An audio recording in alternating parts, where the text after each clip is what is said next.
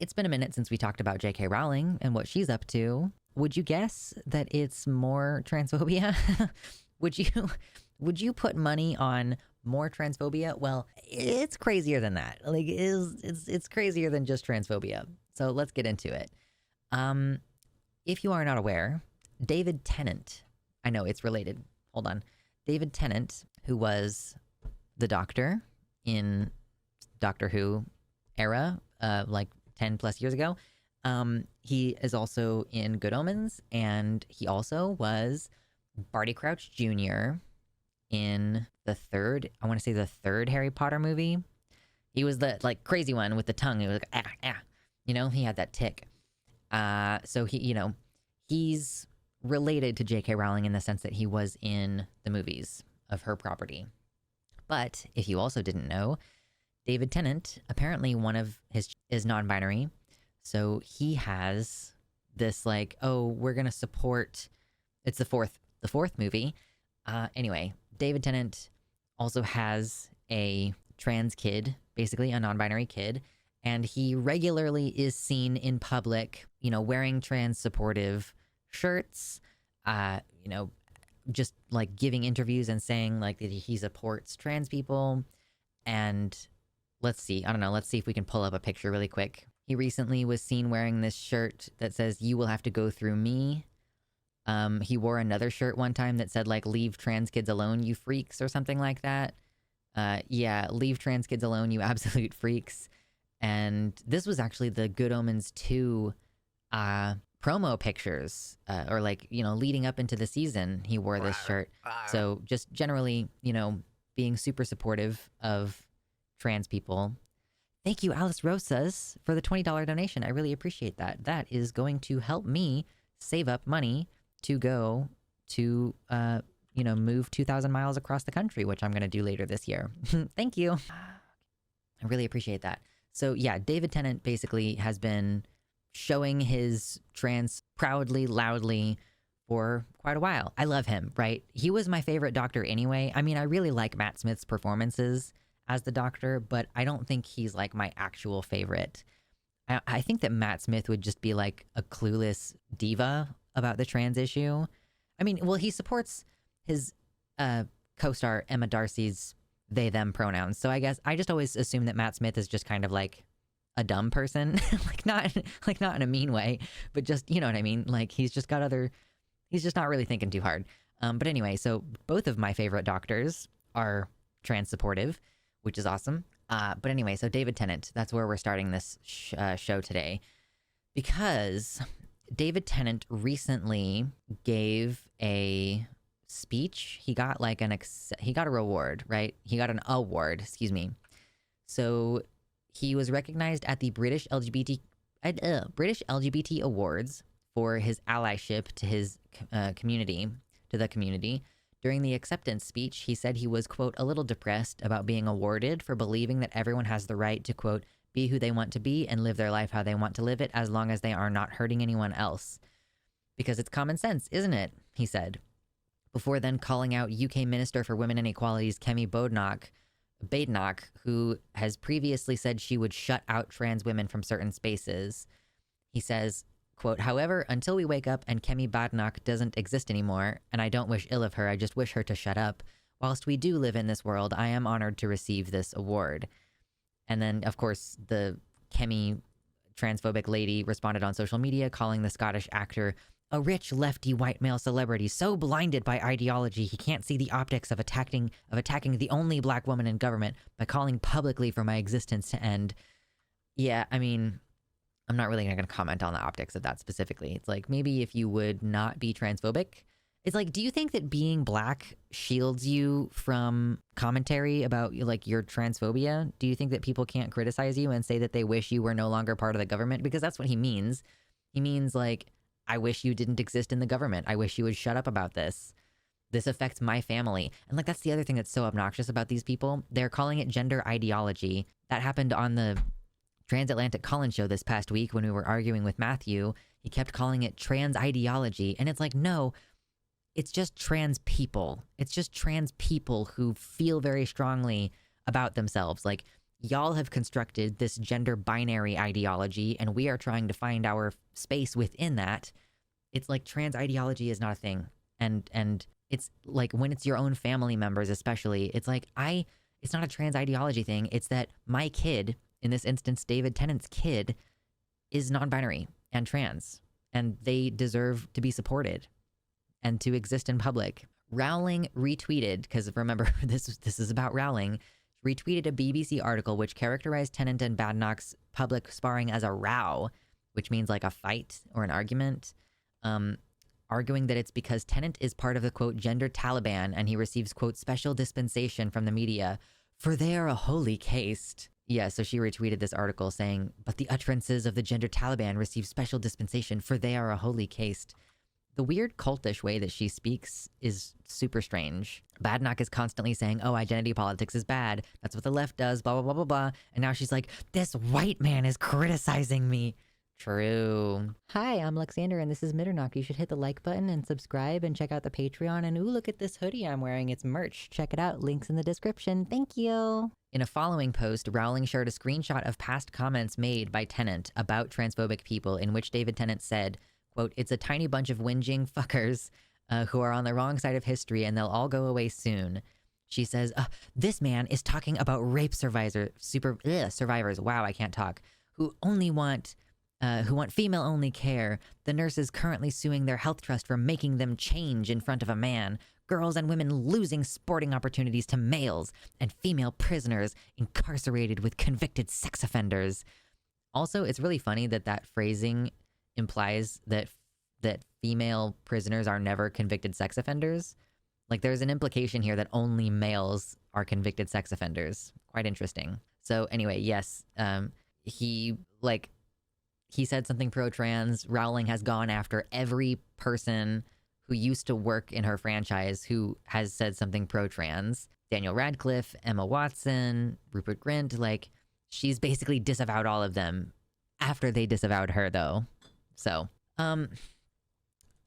just calling to attention here, you know, Rowling, we think of her as being like primarily anti-trans, and like some of the things that she says are like, we need to protect women and girls from these transphobic, or like from not transphobic, she doesn't care about transphobia. We need to protect women and girls from these predatory men, etc., etc. But meanwhile, have you ever heard of the book Lolita by Nabokov? Because this is what Rowling said about Lolita, which, TLDR, Lolita is a book written by a person who was sexually assaulted as a child. Nabokov was sexually assaulted by like an uncle, and so he writes about that in his art. And so Lolita is a book from the perspective of a pedophile about how in love he is with a child and how he kidnaps the child and runs away with her and does things to her, right? So this is what J.K. Rowling said about Lolita. She says, there are two books whose final lines make me cry without fail, irrespective of how many times I read them, and one is Lolita. There is so much I could say about this book. There just isn't enough time to discuss how a plot that could have been the most worthless pornography becomes, in Nabokov's hands, a great and tragic love story. And I could exhaust my reservoir of superlatives trying to describe the quality of the writing. So she just described a book by a CSA survivor about his trauma of being preyed upon by an adult, sexually preyed upon by an adult. She describes this book as a great and tragic love story. And she accuses trans people of being creeps and predators. Like, dude. Yeah, this person says, shocked that more people can't see the classic romance that blossomed between a 38-year-old man and a 12-year-old girl, TBH. Yeah, for her to describe that as a love story. So if you thought that she was off the deep end before, or that she did not have reading comprehension before, you know, every time I've heard someone be asked what trans ideology is, their answer is basically the belief that trans people are valid. Oh, of course. Yeah. Holocaust denier, pedo. Joanne is going for bingo. She's going for bingo. Interestingly, sometimes there are consequences for the things that she said. This article is actually from April 26th. So this has nothing to do with her comments about how a story about child sex assault is a great and tragic love story. But apparently, there have been discussions among Warner Brothers that J.K. Rowling could lose her Harry Potter rights. Like, they're trying to buy her out, basically, I think is what the intention is, because they want to make more content in her universe, but they don't want her to keep making money off of it necessarily, or they don't want her reputation to, poorly reflect on the work that WB is doing. So, yeah, let me see here. Hold on. There's tension between Rowling and the actors, but it's also led to controversy around newly announced Harry Potter projects, such as Hogwarts Legacy. For Warner Brothers, this poses a problem.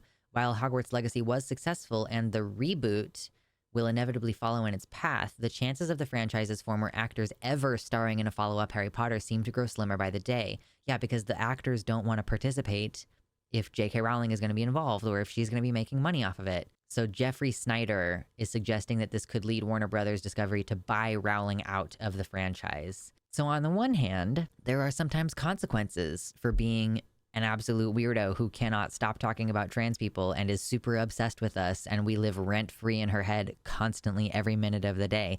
Like, imagine J.K. Rowling on her yacht, like, unable to put her phone down. She keeps going on Twitter and, like, reply and, like, quote tweeting trans people to her rabid following of millions of people and, like, harassing trans people all day long. Like, just imagine being that rich and having this be the primary thing that you think about all day long. So anyway, sometimes there are consequences, and other times there are rewards. It seems like, because Turf Island is an insane place, that she's actually being rewarded in some ways for being an absolute insane person who will not shut the f up about trans people.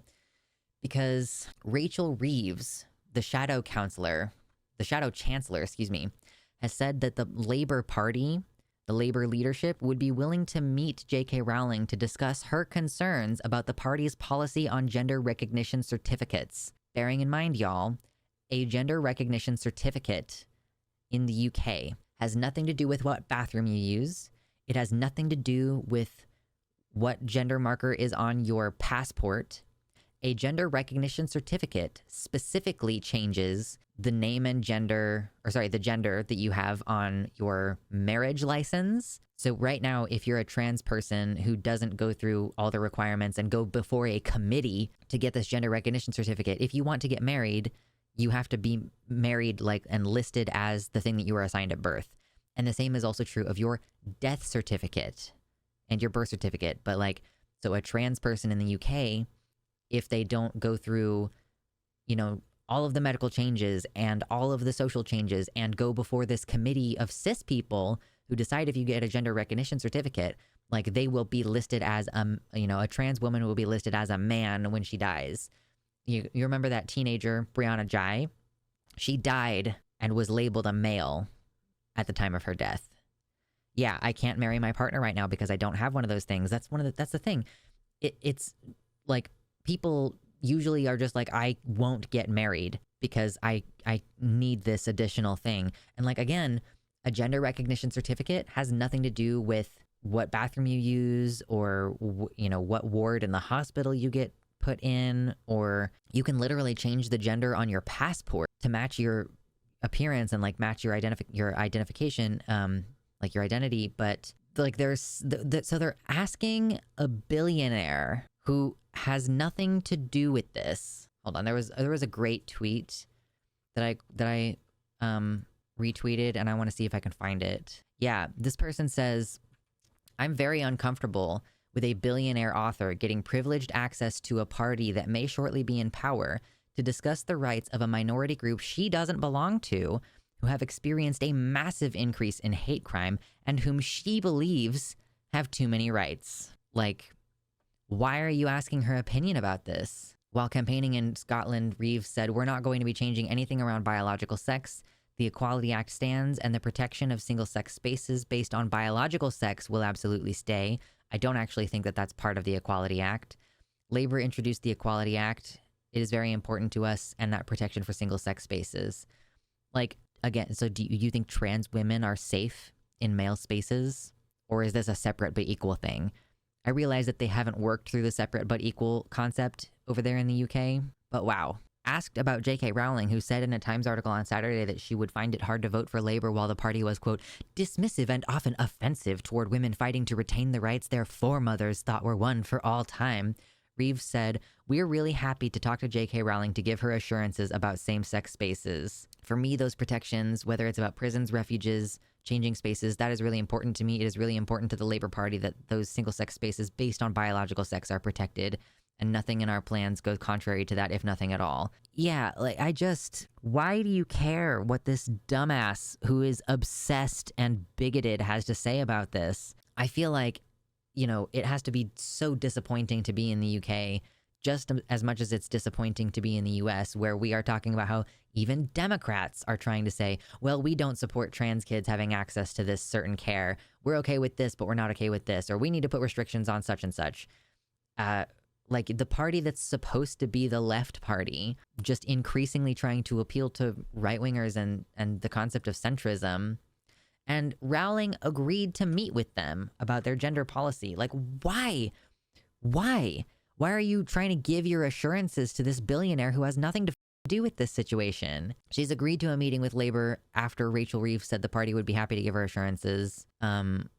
Okay, what has Rowling said? "I'll be happy to meet after the groups Keep Prison Single Sex, Lesbian Labour, Women's Rights Network, Women's Place UK, and LGB Alliance have been given in-person meetings with the Labour leadership." Okay, so LGB Alliance, which is an explicitly transphobic, I'm assuming all of these are explicitly transphobic organizations, but I know LGB Alliance is very, very specifically, and there's like hardly even any gay people actually working at LGB Alliance. It's ridiculous. She added, "Asking on behalf of female survivors of domestic violence and gay people who don't subscribe to gender identity ideology, I'd also like to know whether Angela Rayner still considers the last two organizations hate groups, Women's Place UK and LGB Alliance." Also, Keir Starmer has echoed Reeves' desire for the party to have a meeting with Rowling, saying, "I respect her. She's made some really important points. I'd welcome that discussion because I do think we've made huge progress on women's rights under Labour governments and equality, massive progress. There's more work to be done if we are privileged to come in to serve this country."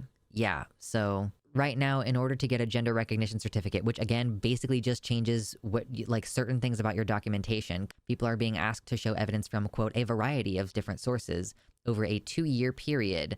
Official documents, payslips, and letters, which give their new name or title or their gender. The idea is like we're trying to change that. And also apparently right now you need a spouse's approval in order to change it. So if you're like in the long process of a divorce, or your partner is like not cooperating with your divorce and you need their approval to change your gender through the gender recognition certificate, like, oh man, like I don't even know if there's much else to add about this aside from like, it's just really dumb. Like, why? Okay, so you think that this bigot who has nothing else going on in her life has some good points. She's made some really important points. But, like, trans people themselves are, continually being pushed to the bottom of the list of people who you're interested in talking to. Well, because they're biased. Trans people are biased, but transphobic people are not biased, and therefore, we're going to listen to them. So... yeah, like, what else is there to even say? I guess it's worth also mentioning that Keir Starmer thinks that trans people should not be mentioned in school. Let's see, I think I had an article about that recently. Keir Starmer. So y'all, are you familiar with the concept of Section 28? Section 28 was what, if you're my age, if you're like 30 and you grew up in the UK, you are the good points in the room with us right now. There was a rule about how you're not supposed to talk about gay people. That gay people was primarily the thing, but it also affected like trans people. So like in schools, teachers could not talk about the gay identities of any historical figures, or like if children had questions about gay stuff, like if they, there's no sex education for gay people, all of those things. Like Section 28, many people in the UK grew up under Section 28, and Keir Starmer wants it back, but only for trans people. Schools shouldn't be teaching young people about trans identities, according to Keir Starmer. And this is the Labour Party, again. Oh, not in favor of gender ideology being taught in schools. Like, what are these kids supposed to do? What if they don't have supportive family members at home? This is the thing. If these kids don't have supportive family members at home, and you are basically saying that the teachers are not allowed to talk to them about being trans at school, those kids are just going to drown, metaphorically. Like, they're just going to drown in confusion and self-hatred, and they're going to be bullied. Like, if you don't teach kids about gay and trans people, they still know that those are differences, and they're still going to bully those kids. There are kids who are called the F slur on the playground before they know that they are gay, before they even know what gay is. They're being called anti-gay slurs. And a lot of those people do grow up to be gay because, yeah, it's like you can tell these differences. Kids can tell, like, oh, that person is different. Yeah, they just want us to not exist. Who do these people move to next to blame for the societal ills they create? I mean, there's always the Jews, I guess. Oh, that's a joke. It's like the same kind of people who complain about trans people also are the kind of folks who will say it's like a Jewish conspiracy. Like the anti-Semitism and the transphobia. Yeah, aliens. Blame aliens. Blame immigrants. Excuse me. Oh my god, that was a nasty burp.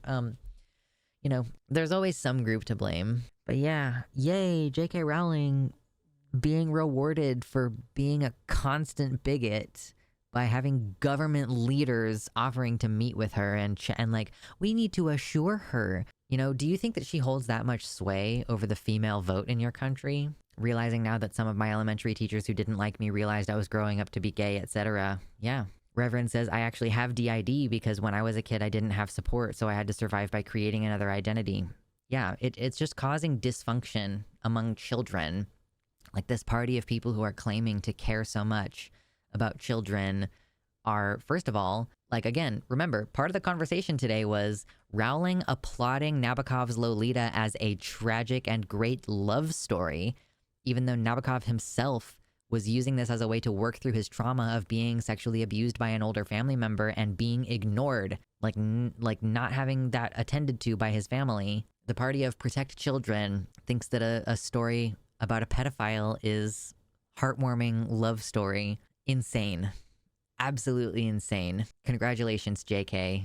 I would not be surprised to learn that she has literal physical brainworms. Like, just full-blown. Last month was Pride, now it's time for Wrath. Thank you so much to my patrons, including Tiago Nascimento, Mersh Rolvog, Jack, Amanda B., Michelle Winter, Wellington Marcus, Danielle McDonald, DZXN, Spooky Heather Sylvia, Pasnell Infinity, Suzanne Maynard, Sojo, Jamie Jam, Desi Quiche, Jericho, Kevin Young, Liam Hodgson, Athiet, Elavie Nobody, Mr. Atheist, Elizabeth Bartell, Celeste, Nova, and Michelle Frattaroli.